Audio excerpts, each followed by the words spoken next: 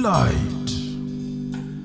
This is leadership lesson from Light. This is information channel, Thought of Thoughts. First of all, I would like to welcome each and everyone who is watching this program of the day. And I simply just want to teach about the law of a lead.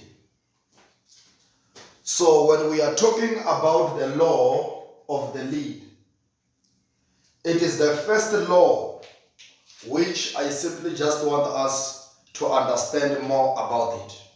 A law of a lead.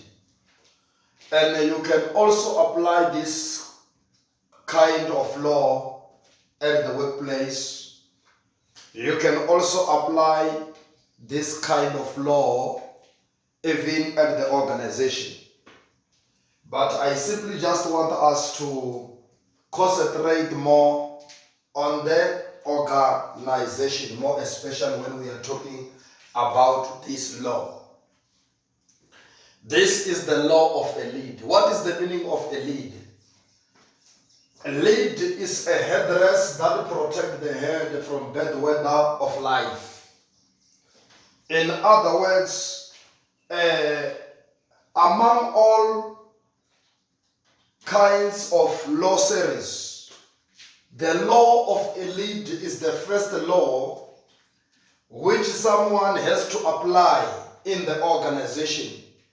If you simply just want the organization you are leading to go properly, you have to apply the law of a lead, because lead is the headdress that protects the head from bad weathers of life. And when we are talking about the head, don't forget that Christ is the head of the church.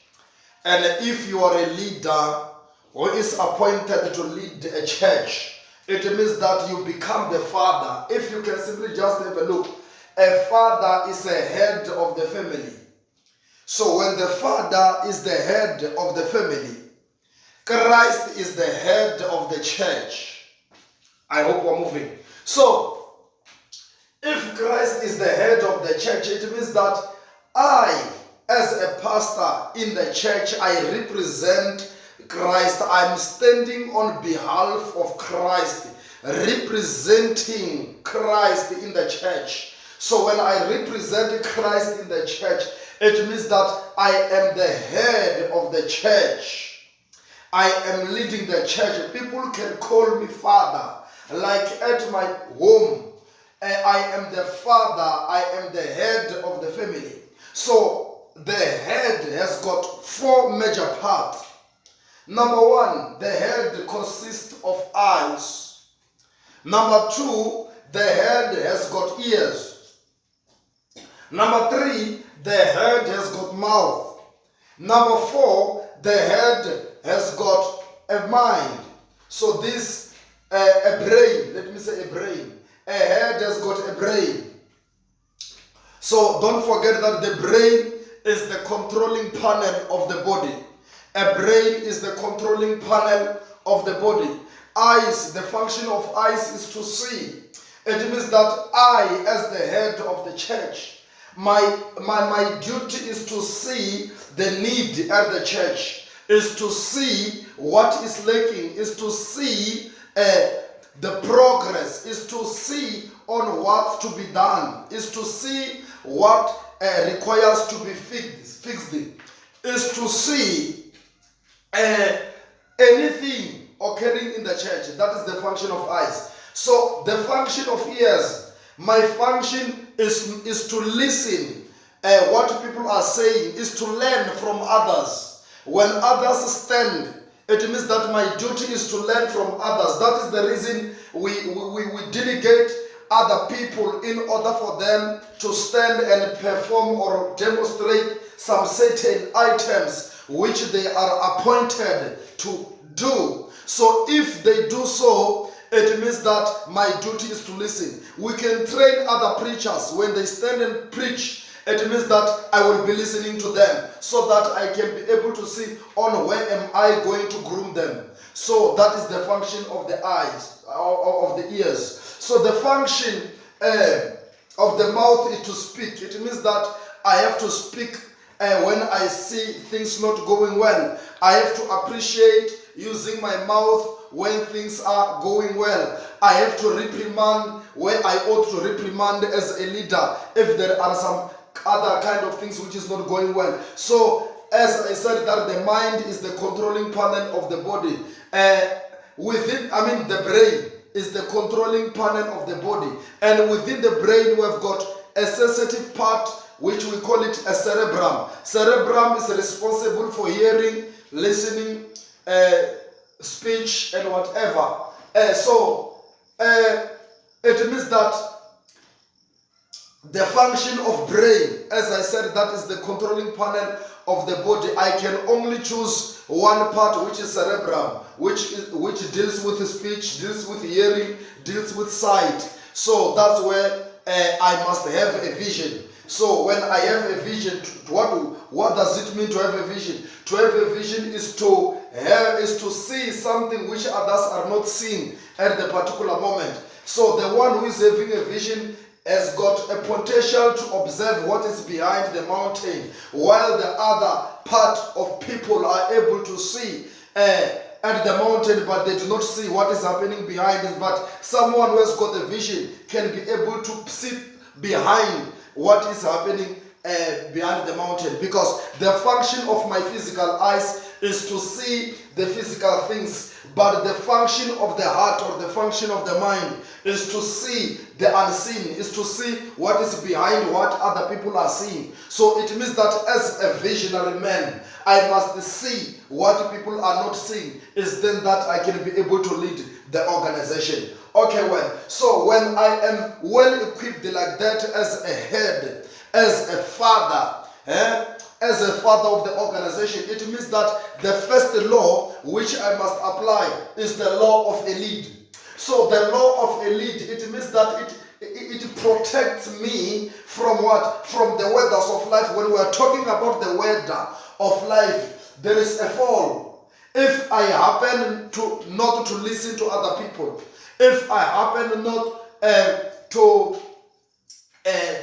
to have pride, if I happen to become the jack of all trades, if I happen to adopt a commandant behavior, it means that now I'm heading on precipice. I am falling, in short. So this headdress protect me from what? From pride. It protects me. The law of a lead protects me from pride. It protects me from what? From any kind of behavior that can lead me into pitfall. It protects me not to become a boss, but I have to become a leader, because there is a difference in becoming or on becoming a boss and becoming a leader. A boss does not need to be told.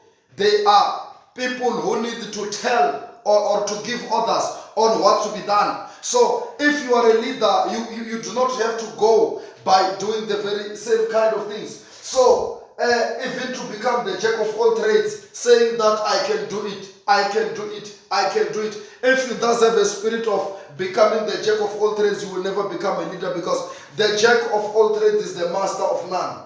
Well, when we are going further, the law of a lead protect leaders from falling, protect leaders from the spirit of pride, protect leaders from any other spirits that can make them not flow accordingly. So under the law of a lead, we have got what we call level of effectiveness. The level of effectiveness. Number one, effectiveness, it means to bring result over something that you are doing. It means that once you apply the law of a lead, it determines the level of your effectiveness. So under the level of effectiveness, we have got a performance rate. So under performance rate, we have got what we call the source of information. Because once I do things because at the church we've got worshippers, we've got intercessors, we've got ushers, we've got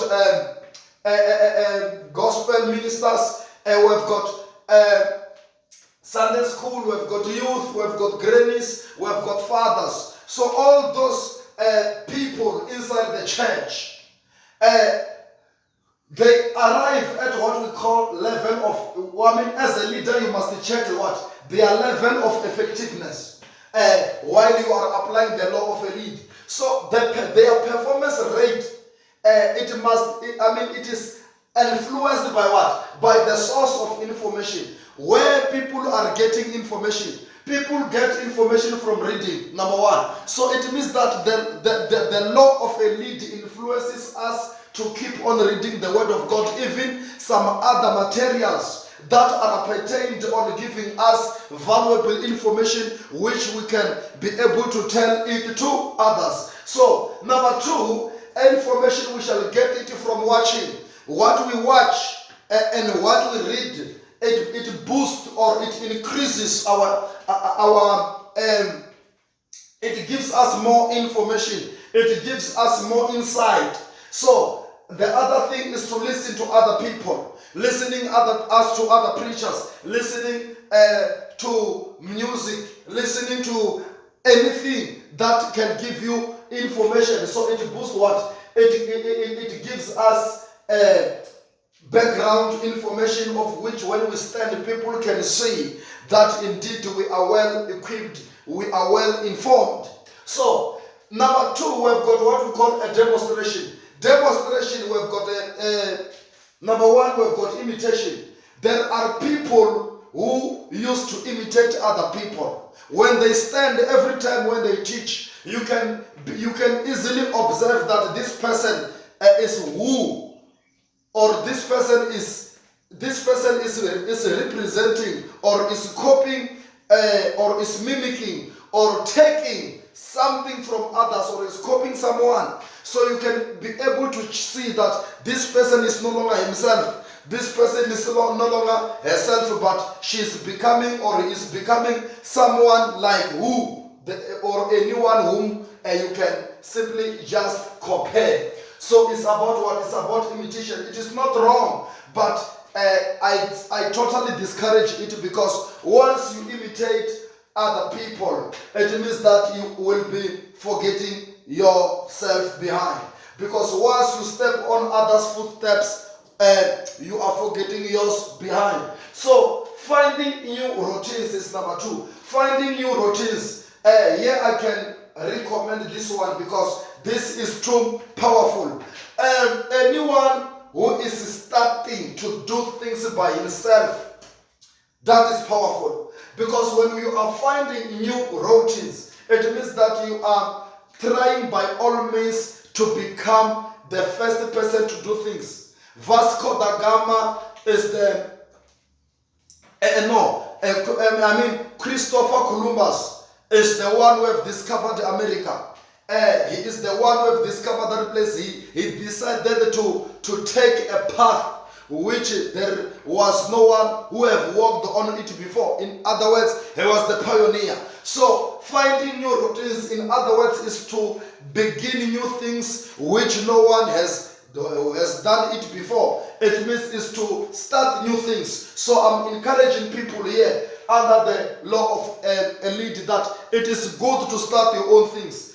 You can start your own things of which other people never thought about. If you can simply just look, we've got those who have invented cars. We've got those who have invented computers. We've got those who have invented cell phones or telephones. So those people had an idea to start things from the scratch, to start things. So if you want to copy things from others, you will never become popular, although you can sacrifice to reach there. But those who will be actually recognized are those who will start finding new routines. So we are going further. Ability to do work. So ability to do work is what? Is under potential impact, and it is still under the law of a lead. So potential impact leads us to what? to the ability to do work. Here now we check the ability. Ability means the source of energy.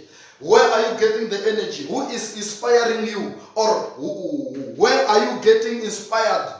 What kind of sources which inspires you to do the things? If you are a preacher, who is inspiring you to preach? Huh? If you are a person who is doing, or you are a secretary, or you are an usher, or who is inspiring to do that? So here now we find the source of energy. Who is inspiring you? So, like I said, that some are getting inspired through what? Through reading, watching, and listening. So it is good to watch, even to learn from others who are doing the very same kind of things like you, because it will channel you on what? On always regaining more energy while you are doing things. So here now we've got things and time. So under things, there is good things. I forgot to add an S here. Good things exhilarate. So good things, it gives power. Good things, it can encourage you. Good things, it can make you have the spirit to push or go further. So bad things disarm action. Sometimes when you are facing bad things while you are doing something, you can feel like you are giving up, but you feel like you can give up. But when you are still maintaining the law of a lead, it gives you power. Because one thing that you should have to know about, when you are laboring under the law of a lead, is just that good things and bad things are controlled by what? By seasons. And the season can also time control the season. So under the season, we've got 4 types of season. We've got the season of horizon, the season of a sun, the season of a mountain, and the season of a bird. And all these 4 seasons happens while you are leading the organization. When we are talking about the season of horizon, is when things are shining, is when you are favored, is when you are having resources, is when you are getting support from other people, is when you are what? Is when you are under the season of horizon. That's where you attract a lot of people and you are so highly favored. So it's when you are under the season of horizon. So when you go to the season of the sun, that's where sometimes you feel you give up. If you can still remember, maybe before I go further, and the season of horizon, that's where Abraham and the 2 servants, including his son Isaac, for they were traveling to the mountain, while after when God spoke to Abraham that he must sacrifice his only son as Isaac. So while they were walking, that process we call it horizon. But immediately when he said that to his servants, that was the season of a sun, because they were watching them climbing the mountain. So the season of the sun. The other good example is when the children, or is when the tribe of Israel were on the wilderness, where there was no water, where there was no food. In other words, the situation was hopeless.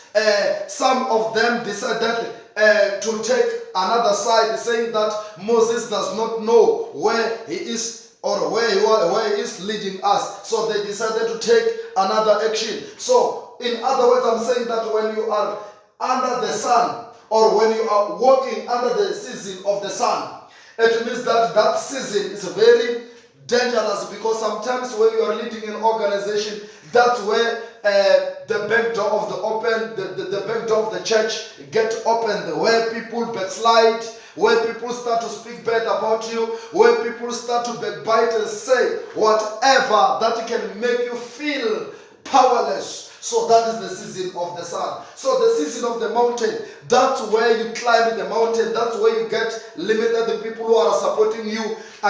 If it happens that here you are criticized, because there is 3 things. There is 3 things that you can test the truth. Number 1 is ridicule. That's where people can speak fun out of you. Number 2 is accusation. That's where people can accuse you. Number 3, number 1, I said number 1 is accusation. Number 2 is ridicule. Number 3 that's where people can begin to what? To backbite like that. So it's when you are under the season of the sun. So at the season of the mountain, that's where you find little people who are supporting you while you are climbing the mountain. For an example, those two servants were watching Isaac and Abraham climbing the what? The mountain. They were down the mountain, but they were watching them climbing. So it is like that even on the organization. That's where people can watch you climbing the mountain without them getting involved into such. So it's when you are facing this kind of situation. But the season of a bed is when you are on top. It's when things now starting to take shape. It's when people who have decided to go away from you now coming back. So that is the season of a bed. So now we are going to what? To the leadership multiplication. Leadership multiplication is still under the law of what? Is still under the law of a lead. So leadership itself, regardless of pointing out the types of leadership, but when we are simply just looking to the leadership itself, we have got level 1. Level 1 is what we call leading in parallel. When you are leading people in the organization parallelly. Parallel is when you stand with people who are doing the very same kind of things like you. It means that if I am leading the organization, if there are people who are educated like I am, if I am educated, it means that I will take side and stand with those. If I draft the program, it means that people who will be always on the program are those who are having information like I do. So it means that I'm leading what? It's level 1 of leadership. Leading in what? In level. So we call it what? We call it leading in parallel. So level 2 is leading in acute. So leading in acute is when you are standing with people who will support you. In other words, when you are leading an organization, that's where you will simply just expose your vision before those people whom you are leading. And after when you have exposed the very same kind of vision to the people whom you are leading, those who seem to support you, you will take a side, therefore you stand with them. So it means that you are leading in what? In acute. But level 3 is leading in a right angle. So leading in a right angle, when you check here, is when you are dividing the organization. It means that the other group which is not in support of the organization, you simply just leave them apart. Therefore, you stand with the other group and you are leading with what? With the right people, whereas you are taking side.